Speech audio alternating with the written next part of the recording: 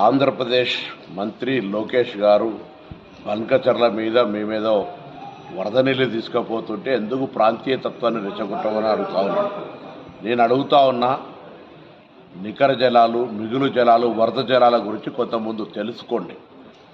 తెలంగాణకు ఆనాడు ఉమ్మడి రాష్ట్రంలో ఉన్నటువంటి నీటి లభ్యత దృష్ట్యా 968 టీఎంసీలు తెలంగాణకు, 531 టీఎంసీ ఆంధ్రప్రదేశ్కి ఇచ్చిన తర్వాత ఆ నికర జలాల మీదుగా మిగులు జలాలతో తీసుకున్న తర్వాత వరద జలాల గురించి ఆలోచించాలి.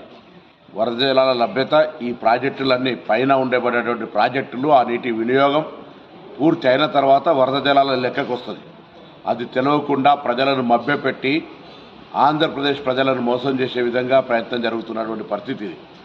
తెలంగాణ ప్రజలకు సంబంధించిన హక్కు ఆనాడు ట్రిబ్యునల్స్, కేంద్ర ప్రభుత్వాలు నిర్ణయం చేసిన ప్రకారంగా మా నీటిని ఒక చుక్క కూడా వదిలిపెట్టుకోలేం. గతంలో ప్రభుత్వం ఏదైనా పొరపాటు చేస్తుంటే మీరు ఒక పద్ధతి ప్రకారంగా ఉండాల్సినటువంటి సీనియర్ నాయకుడు చంద్రబాబు నాయుడు గారు, వారి పట్ల అందరికీ గౌరవం ఉంది. కానీ ఈ దిశలో నీటికి సంబంధించిన అంశంపై ఇరు రాష్ట్రాలు ఘర్షణ వాతావరణం తెచ్చుకోవడం మంచిది కాదు.